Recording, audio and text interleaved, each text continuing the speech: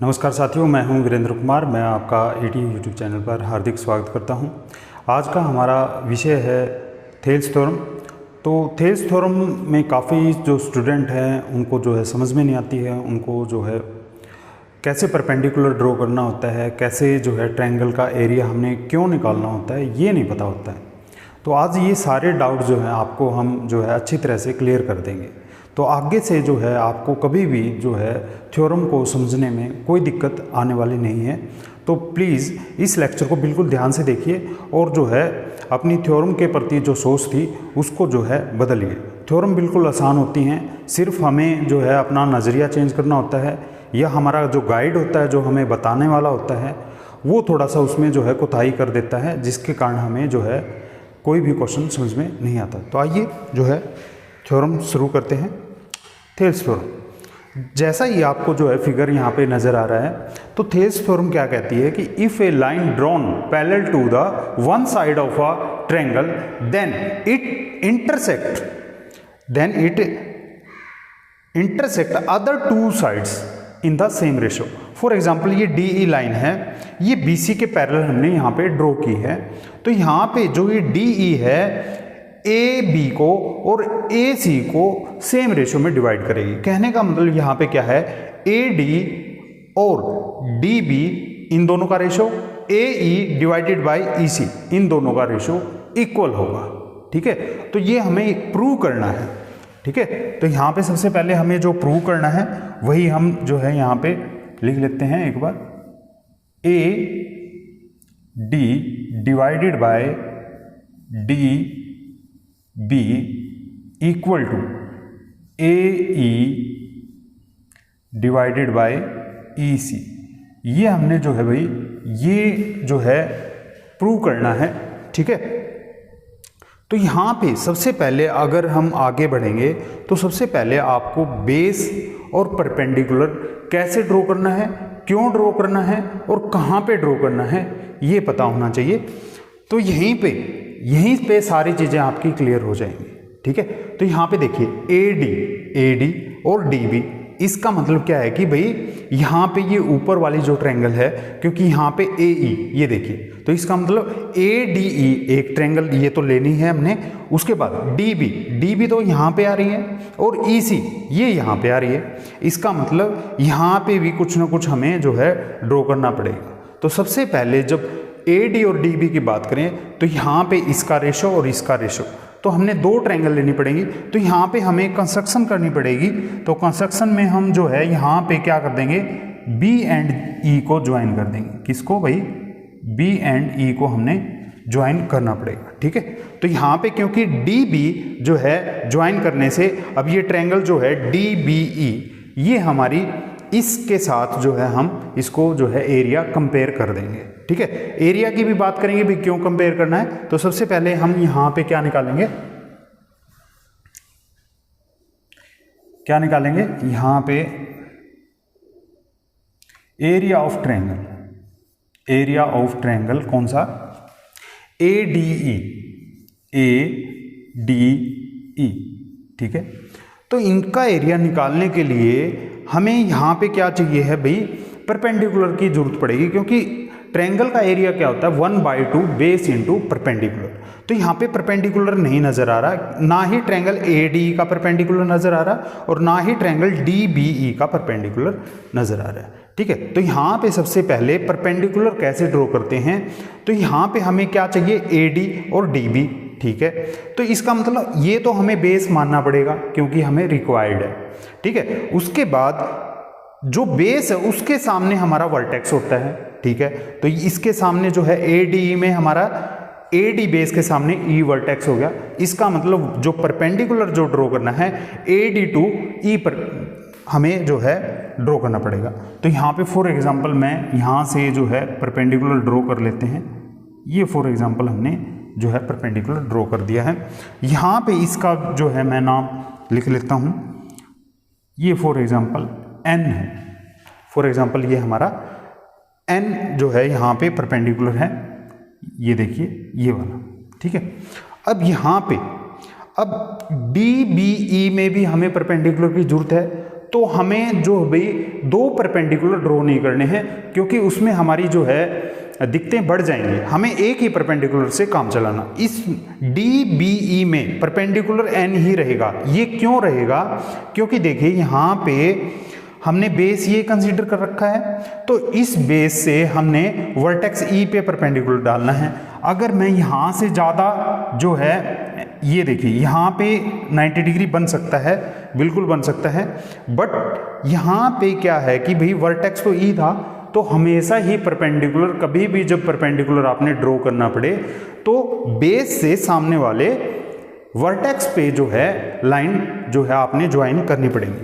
तो यहाँ पे NE, तो यहाँ पे आपके लिए दिक्कत क्या है कि भाई NE तो आउटसाइड ऑफ ट्रायंगल, DBE है आउटसाइड ट्रायंगल जो है परपेंडिकुलर, भाई कई बार जो है ट्रायंगल से बाहर भी बन सकता है, आपको घबराने वाली कोई भी जरूरत नहीं है।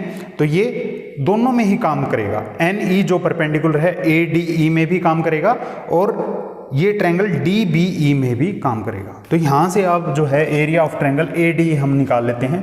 तो इसका एरिया क्या हो जाएगा भाई, 1/2 बेस AD है, ठीक है, बेस AD इंटू हाइट क्या है भाई, NE, ठीक है, क्या है NE, ठीक है, ओके।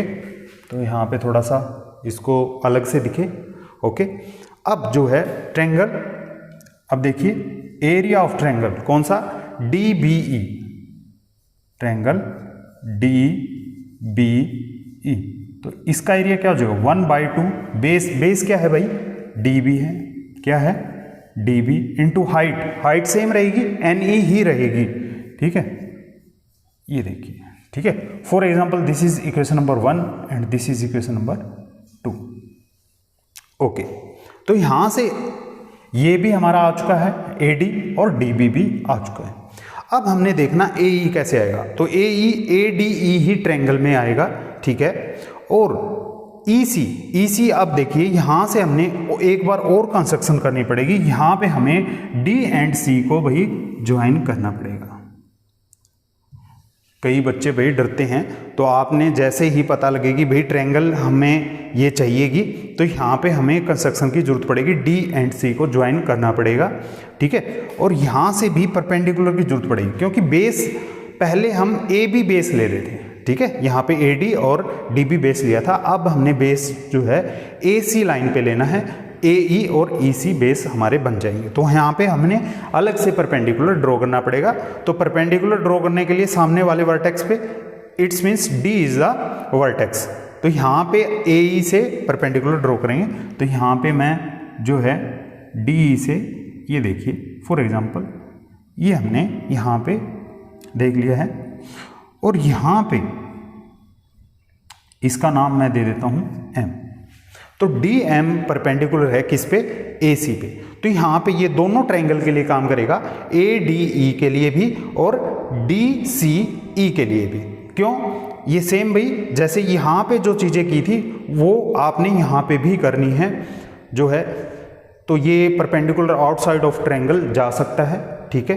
तो यहाँ पे अब जो है हम देख लेते हैं, यहाँ से एरिया ऑफ ट्रायंगल कौन सा भाई, ADE क्या हो जाएगा ये ADE, यहाँ पे 1/2 बेस क्या है हमारा AE है, ठीक है। अब की बार ये बेस हम ले रहे हैं इनटू हाइट क्या है भाई DM। For example equation number 3 आ चुकी है हमारे पास, ठीक है। Now area of triangle DEC क्या है, DEC। कोई भी चीज़ ऐसे नहीं आती है, सारी चीज़ें आपने करनी पड़ेंगी। जब तक आप इसका रिवीजन नहीं करोगे तो समझ में बिल्कुल भी नहीं आएंगे। एक बार बिल्कुल अच्छी तरह से समझो इसको, अगर समझ में नहीं आता है तो एक बार दोबारा फिर देखो, तिबारा देखो, तो आपको जरूर ही ये समझ में आ जाएगा, ठीक है। तो यहाँ पे एरिया ऑफ ट्रायंगल DEC, तो ये क्या हो जाएगा 1/2 बेस EC है इंटू हाइट सेम रहेगी DM। ये इक्वेशन नंबर 4 आ चुकी है हमारे पास। तो आपने अब हमें इनका रेशो चाहिए, तो इट्स मीन्स रेशो कैसे आएगा, अगर मैं इक्वेशन नंबर 1 को 2 से डिवाइड कर दूं तो रेशो हमारा AD और DB का आ जाएगा। सिमिलरली यहाँ से AE और EC का भी रेशो आ जाएगा अगर मैं 3 को 4 से डिवाइड कर देता हूं, तो बिल्कुल ईजी है। ठीक है, तो यहाँ पे क्या करेंगे हम, by dividing equation number 1 to 2। ठीक है, तो ये हमने अगर डिवाइड करेंगे तो यहाँ पे देखिए, तो यहाँ पे क्या आ जाएगा, एरिया ऑफ ट्रायंगल ADE क्या आ जाएगा, area of triangle ADE divided by area of triangle DBE।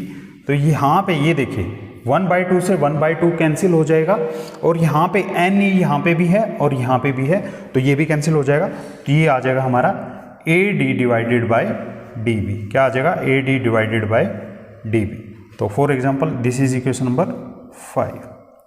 ठीक है, सिमिलरली हम क्या करेंगे, डिवाइडिंग यहाँ पे क्या करेंगे भाई, बाय डिवाइडिंग इक्वेशन नंबर 3 किससे, 4 से डिवाइड कर देंगे।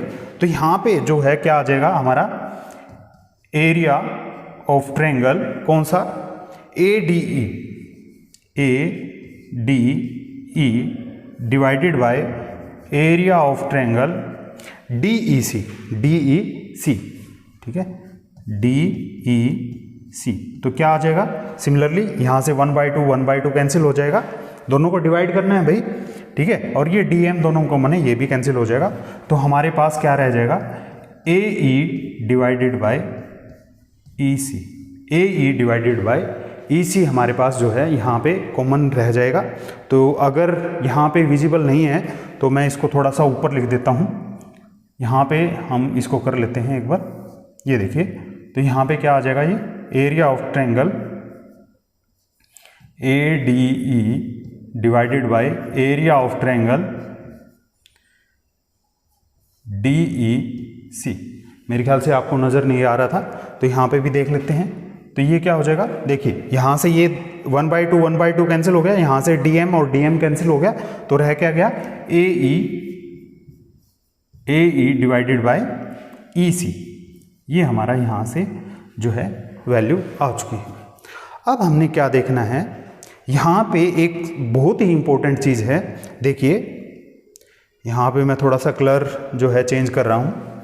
ये देखिए जो ये वाली जो ट्रायंगल है रेड वाली, ध्यान से देखना भाई इसको, ये रेड वाली जो ट्रायंगल है कौन सी, DEB। और दूसरी ट्रायंगल जो है हम ले लेते हैं फॉर एग्जांपल, ये कौन सी,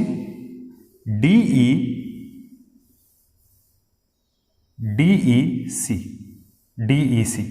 ये यहाँ पे क्या है, फॉर एग्जांपल ये DE एक पैरेलल लाइन है, ये हमें गिवन है, और ये BC। तो ये देखिए ये इनका बेस क्या है, DE। बेस क्या है दोनों का, DE है, और ये क्या है, दो पैरेलल लाइन के बीच में है। अगर ऐसा होता है, ऐसी ट्रायंगल हों जिनका बेस सेम हो और दोनों ही ट्रायंगल सेम पैरेलल लाइन के बीच में हों, तो उनका एरिया क्या होता है, इक्वल होता है। इट्स मीन्स एरिया ऑफ, यहाँ से ये देखिए एरिया ऑफ DEC और एरिया ऑफ DBE दोनों का मतलब क्या है, एक हो गए। तो यहाँ पे हम क्या लिख सकते हैं, एरिया ऑफ DEB भी लिख सकते हैं। अगर यहाँ पे DEB लिखेंगे तो ऊपर क्या है, ADE, और यहाँ पे भी क्या है, AD। तो इसका मतलब दोनों की वैल्यू क्या हो जाएगी, एक ही हो जाएगी। इट्स मीन्स यहाँ पे ये फॉर एग्जांपल इक्वेशन नंबर 6 है, तो यहाँ से 5 और 6 क्या हो जाएंगे, इक्वल हो जाएंगे, क्योंकि भाई ये एरिया DEB, ये दोनों ट्रायंगल क्या होगी, रेड और येलो वाली जो ट्रायंगल है इक्वल इन एरिया हैं। तो यहाँ से ये 5 और 6 क्या हो जाएंगी, इक्वल हो जाएंगे।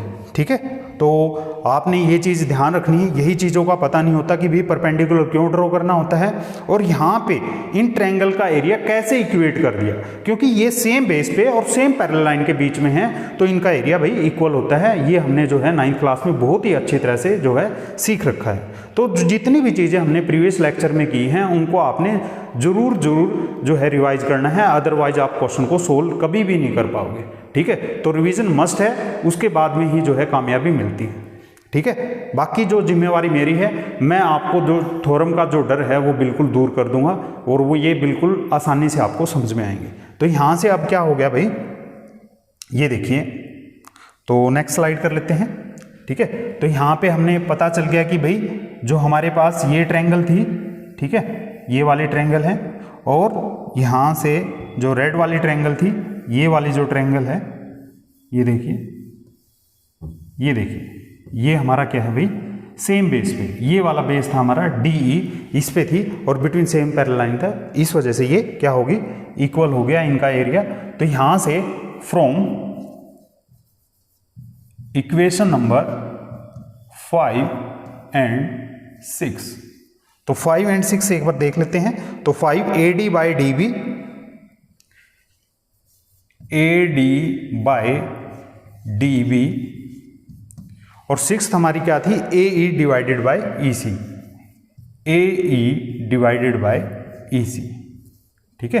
तो यही हमें जो है प्रूव करना था और ये हमारा प्रूव हो चुका है, ठीक है। यही थेल्स थ्योरम कहती है, और थेल्स थ्योरम का हम बेसिक प्रोपोर्शनलिटी थ्योरम भी कहते हैं। इनकी बहुत सारी डेली लाइफ में भी भाई, किसी भी जो लेक है हमारे पास, उसकी जो ब्रेड्थ कैसे निकालनी है, ठीक है, और भी बहुत सारी एप्लीकेशन है। ये हम जो है अपने आने वाले फ्यूचर के लेक्चर में बहुत ही अच्छी तरह से सीखेंगे। तो हमने जो है ये 6th जो चैप्टर है बिल्कुल अच्छी